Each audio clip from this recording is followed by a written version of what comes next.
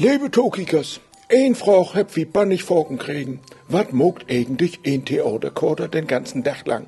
Tja nu, dat is bannig anstrengend, sag ich jo. Manchmal wunder ich mich selben, wo ich dat abends in den Gang hol. Prick, Glock, Ölben, geht mein Tag los. Bannig früh an Morgen, mit körperlicher Betätigung. Wat mut, dat mut. All diese Anstrengung und keine, die mich fordern deit. Ich go jagen. Trainer Ölben, hef in Nahtoderfahrung mogt. Diese Beste sind überall. Da soll mal ein was gegen unternehmen. Und wo nehm bliff nur mein Frühstück?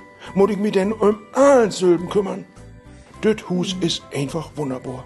Jeden hier weht, was he to tun hat. Halbig ein, Tiet für in die Küche. Halbig dreh, hab gar nicht viel Körperkontakt. Hunger. Hier muss doch jechens ein sehen, die mich fordert. Ein Minute, noch halbig dreh. Noch ein Nahtoderfahrung mogt. Das letzten Base, der bringt mich noch Vielleicht schuld ich durch Hackepeter von Moken. Apropos Eten. Wo nehm krieg ich nur was zu eten hier? Jümmer, das ist Stress im Überleben. Wenn ich mal gülfig. Die würden mich hier einfach verhungern loten. Wo so fodert mich denn nimm's? Halbig 5. Glieks ist 4 Abend. Dat wart.